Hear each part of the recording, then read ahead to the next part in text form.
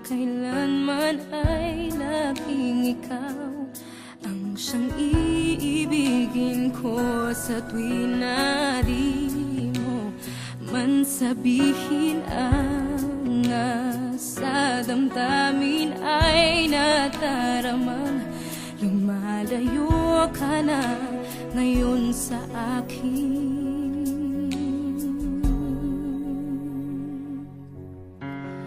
Kung mahal mo siya ay pipilitin ko, di mo makita na di ko kaya. Kung mahal mo siya, di mo maririnig sa akin ang mga higpi dahil mahal kita.